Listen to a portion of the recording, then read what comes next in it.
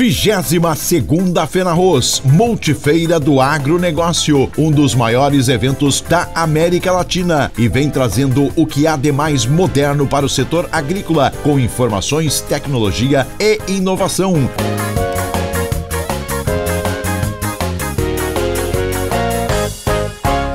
Agora eu vou chamar a Sabrina Castro, contadora, sócia e consultora no escritório Servicom, pós-graduada em Gestão de Agronegócios e Desenvolvimento Rural, atuante há 12 anos com especialidade em contabilidade rural e gerencial, diretamente com produtores rurais, na orientação e consultoria tributária na pessoa física.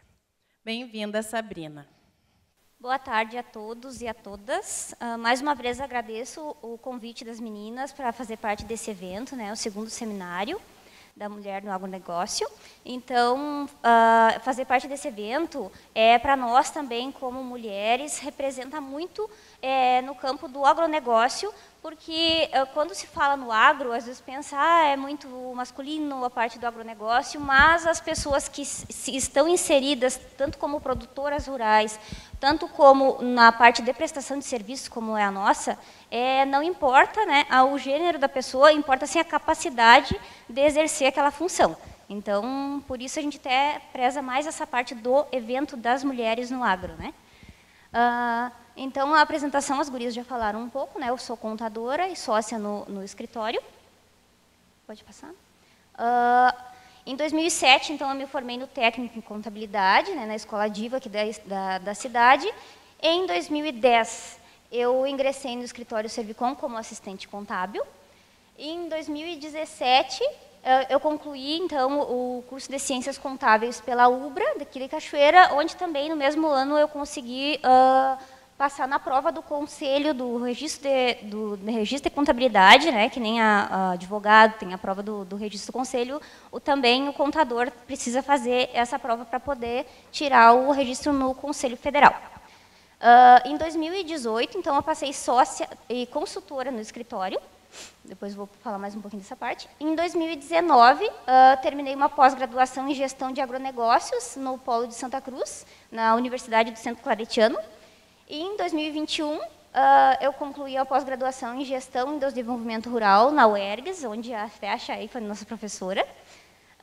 Então, como as gurias já falaram, estou atuante há 12 anos na área, né, da contabilidade, diretamente com produtores rurais. Vou falar um pouquinho, então, sobre o escritório, né? Lá onde a gente tem, hoje, 16 mulheres trabalhando diretamente com a contabilidade rural. Pode voltar ali. A contabilidade, então, o grupo Servicom, né, que é o escritório, ele é formado por 3 escritórios dentro do ambiente que a gente trabalha, né? Que são a contabilidade rural, que é um escritório, a contabilidade empresarial e o Servicom Negócios Rurais, que é especializado em remates. Esse não faz parte da contabilidade, é mais um ramo dentro do grupo Servicom. Deixa eu passar. Então, eu vou falar um pouquinho da história do escritório. Ele teve início em outubro de 1991, com a sócia fundadora Yara Farias, né, que surgiu o primeiro escritório ainda sem equipe, somente com ela, né, dando início a um sonho, né, a uma necessidade na nossa região aqui, ligada diretamente ao agronegócio, ao produtor. Então, em 1993, com o crescimento significativo de clientes, foi necessário contratar mais pessoas e aumentar o espaço físico. Então, foi contratado mais 2 pessoas para auxiliar, e aí começaram a ter funcionários, então, no escritório. Em 2005, teve uma mudança para a sede na 15 de novembro, aumentando novamente o número de funcionários para 3 funcionários. Em 2015, então, surgiu a contabilidade empresarial, tendo como responsável a técnica contadora Priscila Martins, que era funcionária do escritório, então, desde 2012. Então, de 2015, nós já contávamos com 12 funcionárias, dividindo entre os 2 escritórios, que era a contabilidade rural e o empresarial. nós não tínhamos muito foco na pessoa jurídica no escritório, né? A Yara era especializada mais na pessoa física, então essa necessidade de ter mais clientes na parte de pessoa jurídica, como a Priscila, né, especializou nessa área, ela inseriu o escritório mais um ramo de atividade para a gente não precisar, porque às vezes a Yara até indicava para outros escritórios porque nós não tínhamos serviço lá dentro de pessoa jurídica. Então o escritório veio com mais essa atividade para complementar a nossa contabilidade.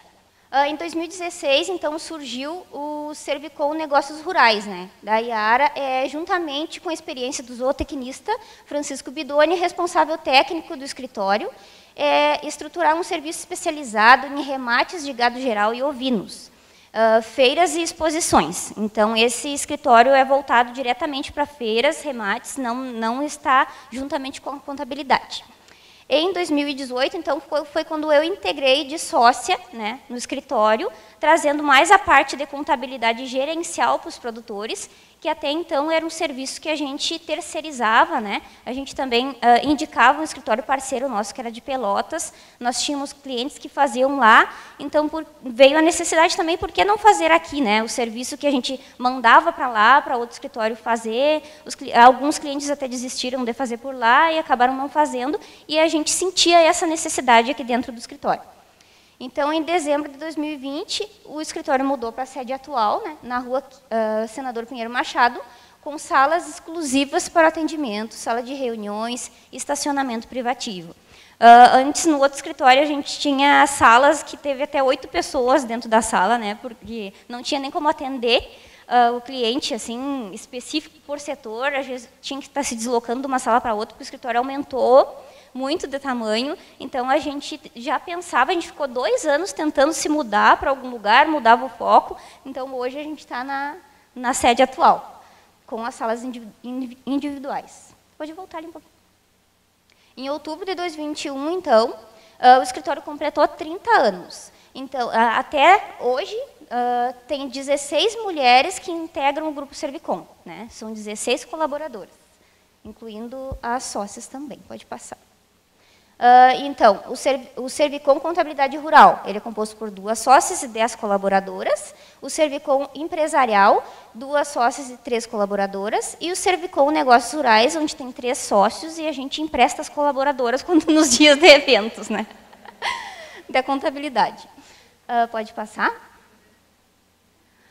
Então, a gente, para melhor atender os clientes, a gente terceiriza os setores do escritório, são destinados a atender cada específico, no caso a contabilidade rural, atende os clientes da contabilidade, a contabilidade empresarial com os clientes da PJ, e o departamento pessoal, a parte de folha de pagamento. Então, vou explicar um pouquinho de cada um.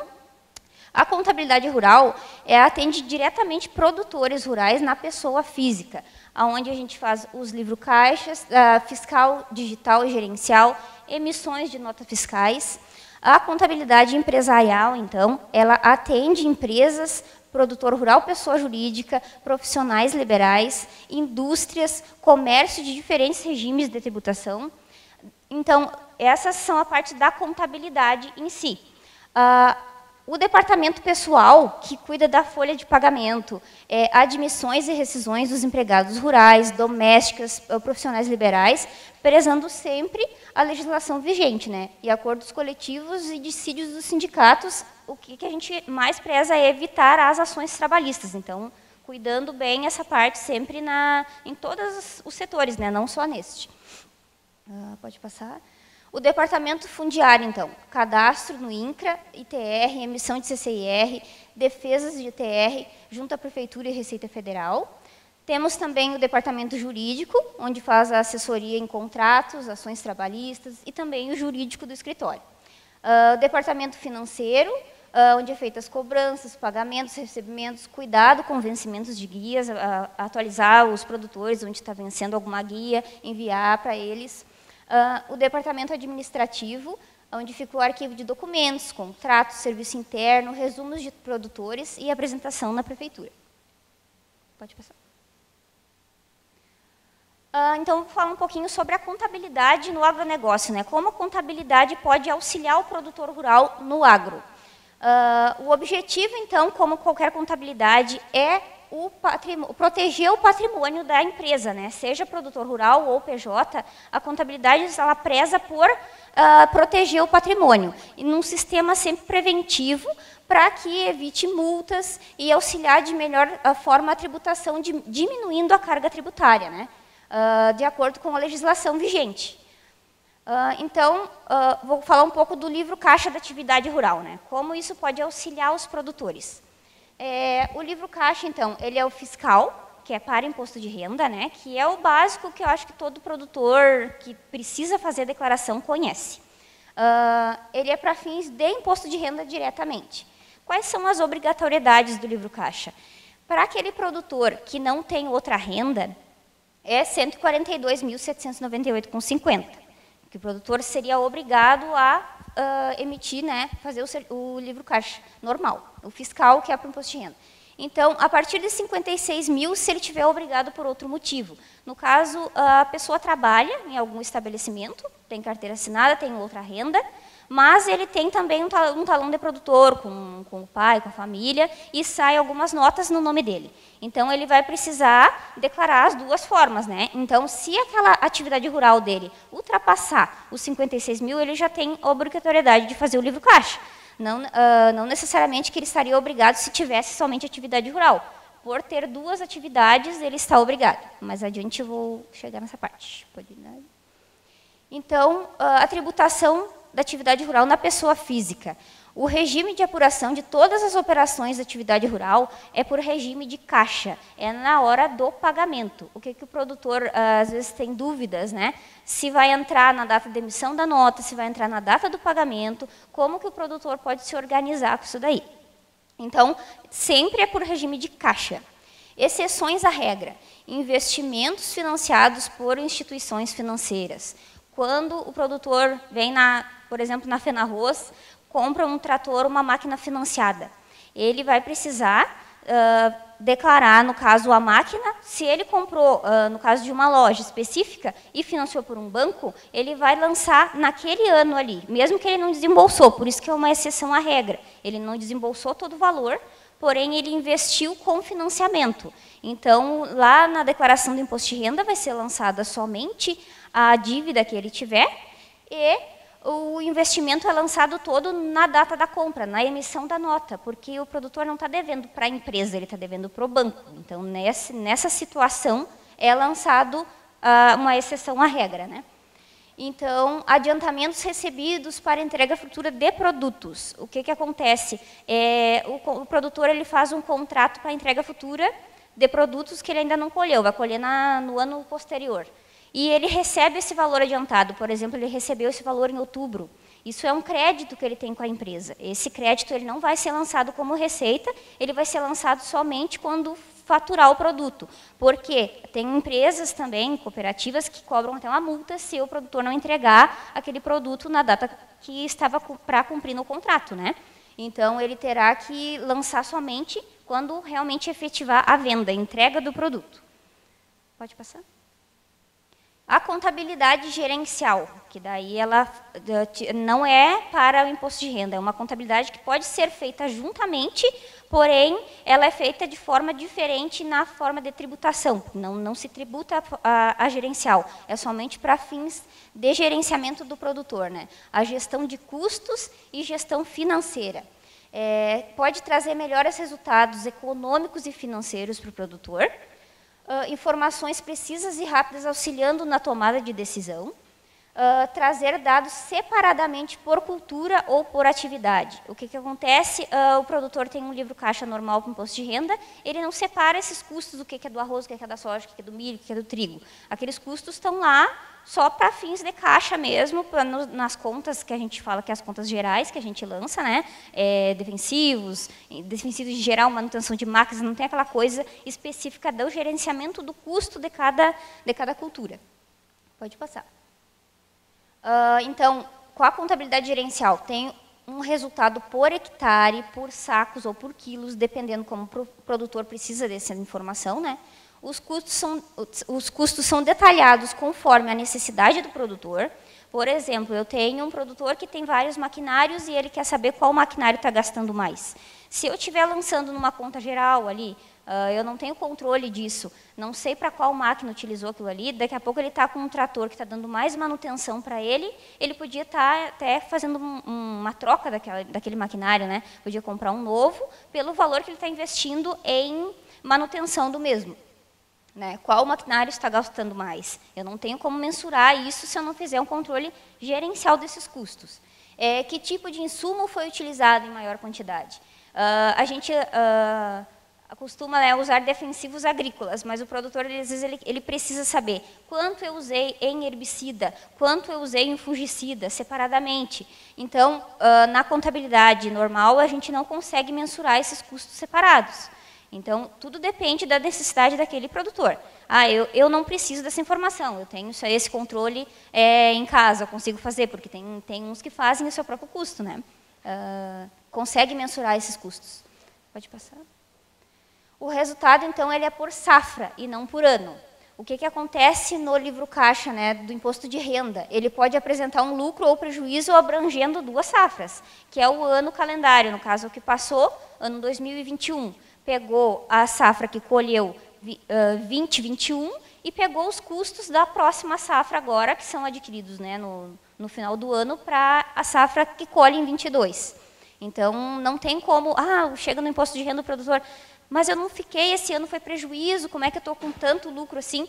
É que o ano calendário, ele é tratado diferente, por isso que a gente tem que ver, quando vai fazer a contabilidade gerencial, quando que o produtor começa o plantio dele da safra, quando ele acaba, porque ele começa em junho de um ano, termina em julho do outro, esse vai ser o ano calendário, o ano safra dele, para fins de gerencial. Pode passar? As necessidades, então. Para esse tipo de trabalho, é necessário muita participação direta do produtor na identificação dos gastos.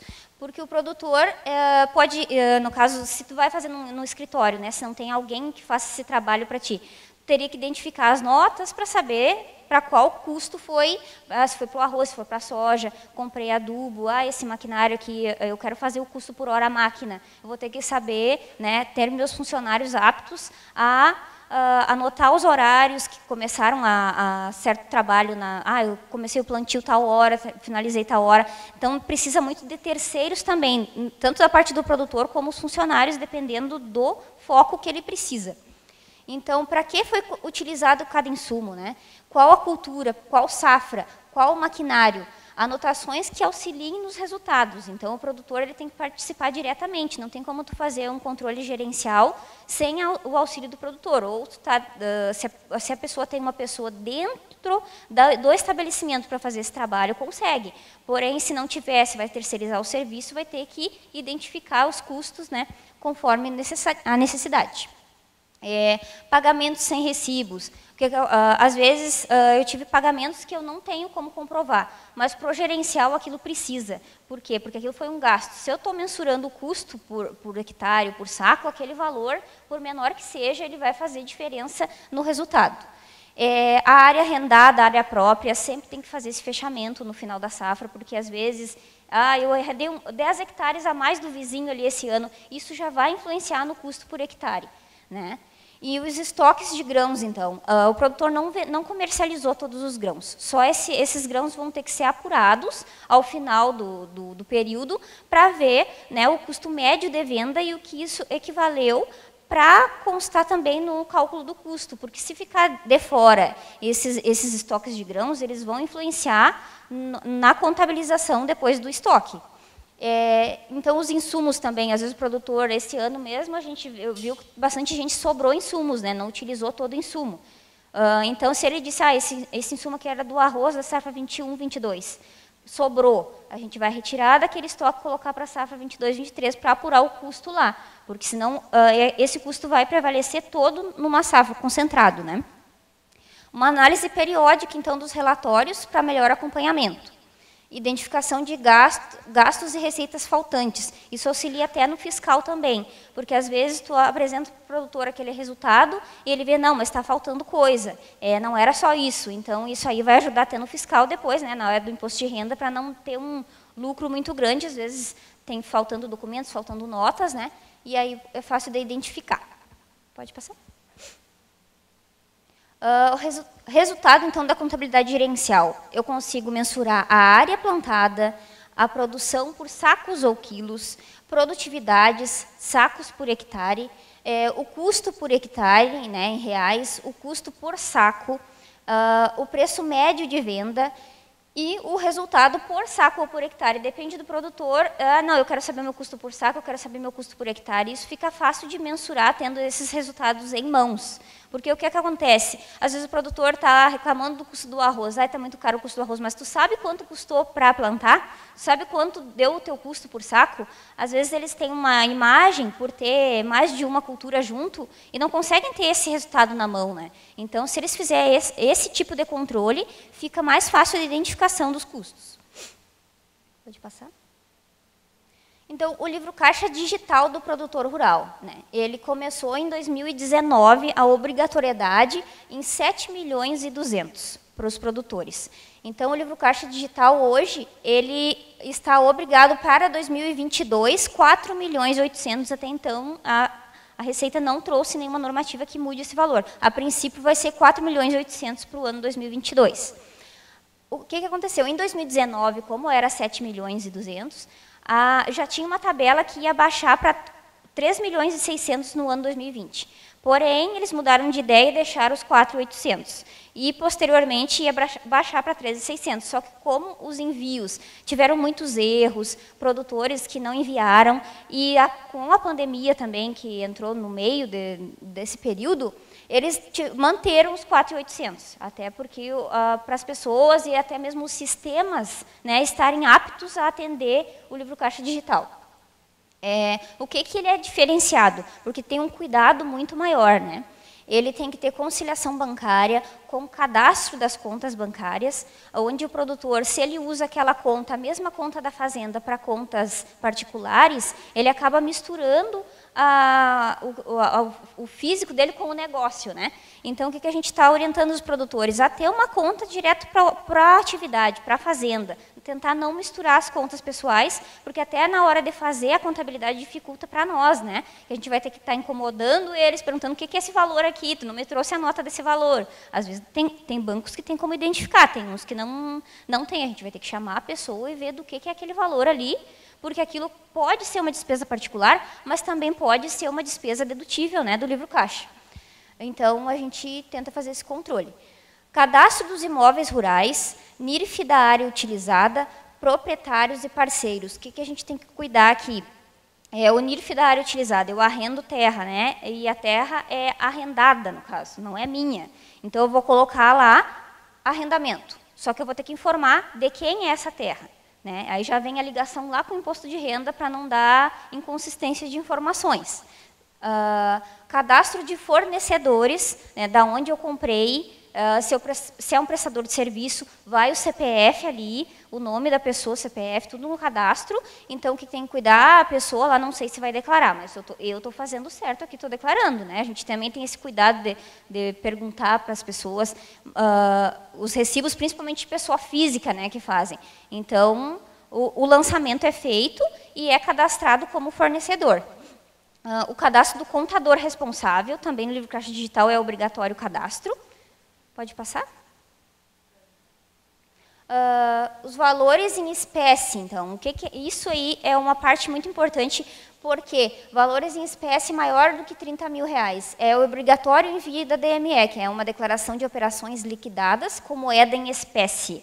Então, o que acontece? Às vezes, no final do imposto de renda, o pessoal está pagando muito imposto, eu preciso tirar recibo, vai lá e tira recibo de 32 mil de azevém, com vizinho, com ciclano, lenha, tudo isso para conseguir despesa para atividade rural. O que a Receita quer com isso aí? Acabar com essas notinhas de última hora, né, que o produtor acaba tirando, porque isso não vai sair lá do banco dele. Isso se ele colocar como dinheiro, o contador é obrigado a enviar a declaração do DME dizendo que o fulano de tal, o CPF tal, movimentou valores maiores que 30 mil. É obrigatório. Se tiver um lançamento lá maior do que 30, que foi colocado em dinheiro, é obrigado o envio dessa declaração. Então, a gente sabe que ninguém anda dificilmente vai andar com 30 mil reais, né, na mão para pagar alguma prestação de serviço, ou seja, alguma nota fiscal. Isso geralmente vai sair do banco. Então, dificilmente isso vai acontecer de ter que utilizar essa declaração. Então, a entrega do arquivo digital, do livro caixa digital, escriturado e assinado, deverá ser realizada até o final do prazo, no mesmo prazo do imposto de renda. Esse ano, como foi prorrogado, foi até 31 de maio também, e do respectivo ano calendário pelo portal do ECAC. Então, precisa, né, o livro caixa normal, ele já é mais simples de fazer, tu consegue fazer com aquele programa que a Receita disponibiliza da atividade rural, que é gratuito pelo site da Receita Federal, só que o livro caixa digital não tem como ser feito assim. Ele é mais voltado mesmo à parte ali de contadores acostumados já, né, ao envio das informações pelo ECAC. Então, é uma forma do produtor maior, né, tá se atualizando com essa informação, porque tem muita gente que não sabe, né, da informação ainda das obrigatoriedades do livro caixa digital e pode dar multa do não envio da declaração. Então, o livro caixa deverá ser assinado digitalmente por meio de certificado digital. Pode passar. O livro caixa digital também ele é por CPF, né? Se a pessoa tem parceria com algum familiar ou algum parente que tenha parceria que não seja 100%, é por CPF. Então, eu atingi os 4.800.000, mas, porém, é 50-50, não vai precisar o envio do livro caixa digital. Então, eu vou falar um pouquinho sobre o imposto de renda da pessoa física. No agronegócio, né? A obrigatoriedade, se tiver somente atividade rural, é de R$ 142.798,50. Ou, se ele tiver outra renda tributável, por exemplo, ele é aposentado e recebe um regimento tributável, né, que não é isenta. Ele vai ter que pegar 20% do faturamento bruto dele, que ele vendeu no talão, no caso, na atividade rural, e somar com o outro rendimento tributável que ele teve, e esse valor não pode ultrapassar os R$ 28.559,70. Então, tem gente que às vezes fica com essa dúvida. Eu não atingi os 142 mil, eu não preciso declarar. Mas eu tenho outra renda, então a exceção à regra, né? A gente tem que, ou se está obrigado por algum motivo, ele vai ter que declarar todas as informações. Aquisição e vendas de bens no ano calendário, então, que o pessoal às vezes esquece de informar. Financiamentos de custeios e investimentos. Variação patrimonial, né? A disponibilidade de caixa. Por exemplo, eu tive ali um prejuízo no ano, né, no ano calendário, de 500 mil no livro caixa. Posso ter prejuízo? Posso, não tem problema nenhum. Só que eu vou ter que ter origem para aquele prejuízo, né? Ou ele saiu de alguma conta bancária, ou eu fiz algum financiamento de custeio para aquele valor. O que acontece? Às vezes o produtor compra algum bem, faz um financiamento num banco diferente que ele não tinha. E aí esquece daquele extrato. Aí na hora da gente fechar a declaração, opa, está faltando dinheiro aqui. Do que é esse valor? Aí a gente vai ter que, né, correr atrás para ver do que é aquele valor de diferença que está sobrando. Às vezes o produtor não lembra, né, e a gente tem que alertar eles dos financiamentos novos, né, em bancos novos, que isso às vezes dá muita diferença na hora da variação. Ou ele vendeu algum imóvel, alguma coisa e não nos informou, que às vezes acontece, né? A gente vai lançar lá, e isso é carnelhão lá na época do pagamento. Então, isso já ficou esquecido de antes, já tem mais uma multa atrasada para pagar, né? O cadastro, então, das áreas utilizadas, próprias, parcerias ou arrendamentos. Esse ano mesmo, o Imposto de Renda nos pediu uma informação a mais na área, que foi o CPF do dono da terra, no caso, né? Quando eu tenho uma parceria, ou se eu informei parceria, quanto por cento é minha parceria? 50%. O outro 50% é com quem? Qual CPF? Antes não pedia essa informação, agora pede. Então, se é arrendamento, eu coloquei como arrendamento, certinho, contrato de arrendamento, mas o dono da terra não colocou, ele informou como produção. Isso vai dar uma inconsistência de informação, provavelmente o dono da terra vai cair em malha, porque ele não informou como carnelhão, porque arrendamento não é produção da atividade rural, ele é aluguel. Então, esse cuidado com o recebimento de arrendamento, para quem tem terra e arrenda o dono da terra, é muito sério, porque a tributação é carnelhão 27,5%. No momento do recebimento, ele tem até o dia 30 do mês, né, o último dia do mês subsequente para apurar esse valor e informar ele na declaração depois do imposto de renda. Não deixar para pagar isso só lá, porque lá no imposto de renda já vai ter juros e tudo mais. Então, o pessoal meio que se perde com isso daí, né? Pode passar? Análise e planejamento tributário. Então, o que a gente preza por ajudar o produtor sempre a diminuir a carga tributária dele, né? O produtor está pagando muito imposto, tá? Mas eu acho que eu não deveria pagar tanto assim, tá bom? O que a gente pode ver para tentar diminuir isso aí? Às vezes, a viabilidade de redução da carga tributária, até mesmo para produtor rural, pessoa jurídica, porque às vezes ele tem a terra arrendada, que nem eu estava falando do arrendamento agora, o produtor tem a terra própria e ele não cultiva aquilo ali, ele só recebe o valor do arrendamento. Então, se ele fizer uma pessoa jurídica, ele pode diminuir aquela carga tributária do que pagar os 27,5%, né, sempre na pessoa física. O que acontece também? O produtor com terra própria, ele não arrenda, né? Então, ele está vindo há anos pagando imposto no livro caixa dele, da atividade rural. Então, ele pode ver para fazer uma exploração mista, né, de pessoa física com pessoa jurídica, onde na pessoa física ele pode aproveitar aquelas despesas que ele utilizou, tentar vender mais ou menos, né, no mesmo valor ali, para não pagar imposto na física, e vender na jurídica o restante. Claro que respeitando sempre o limite do contrato, né? Se ele fizer um contrato de parceria com a pessoa jurídica ou um contrato de arrendamento, vai ter que respeitar sempre aquele percentual estabelecido.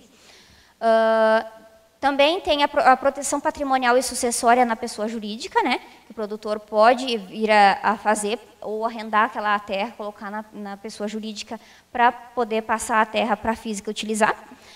Por exemplo, o arrendamento, né, que nem eu tinha falado. É 100% arrendada a minha área. É mais viável eu ter pessoa jurídica? Sim. Porque a minha carga tributária vai ser menor ali.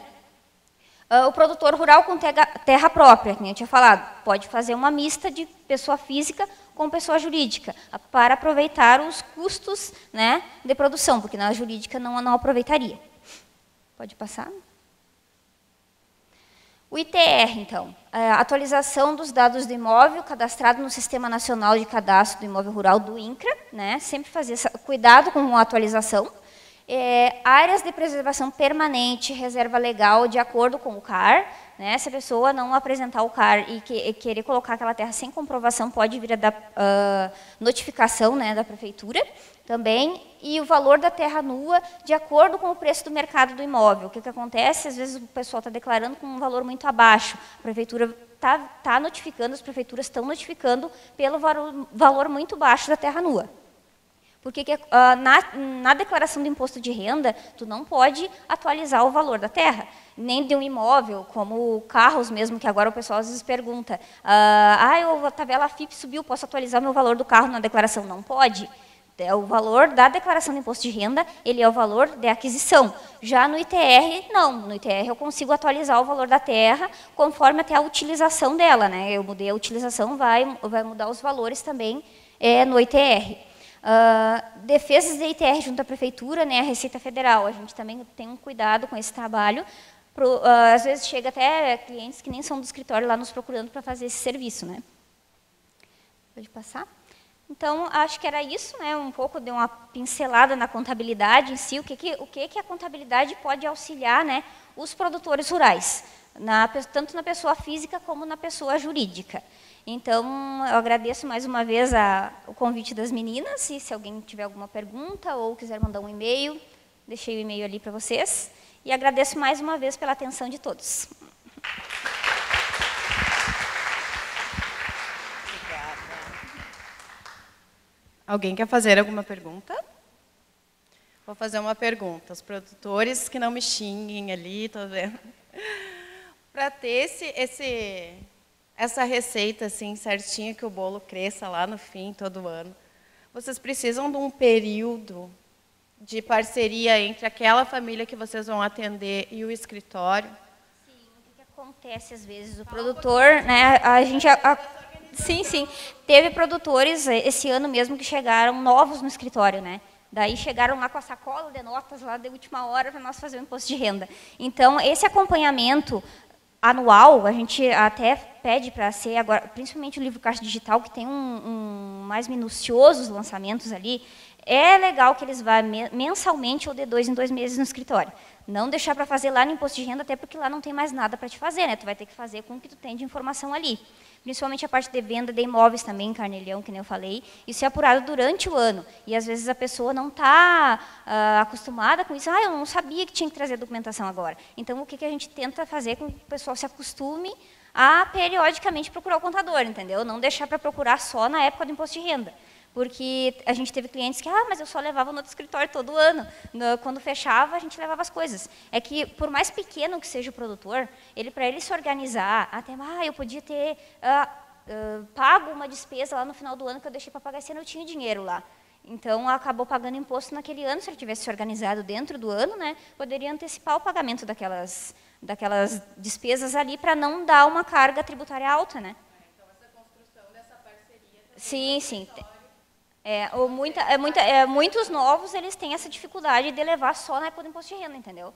Então, a gente tenta que eles venham mais periodicamente no escritório, para não ficar muito acumulado as coisas, né? Depois nem lembram dos detalhes. Gente, como não, né? Nem preciso empoderar uma mulher dessas, que ela está falando esses assuntos como se para nós fosse né, A, B, C, D... Nossa, com tanta, né, clareza, tanta inteligência. Olha, meus parabéns. É um assunto muito interessante. Eu tenho certeza que cada tópico que tu passou aqui, a gente poderia se aprofundar mais e mais e mais. Né? Eu te agradeço muito. O e-mail da Sabrina está à disposição, se alguém quiser mandar alguma pergunta, algum questionamento, né? Elas ficaram à disposição. E agora a gente vai te entregar a lembrancinha aqui.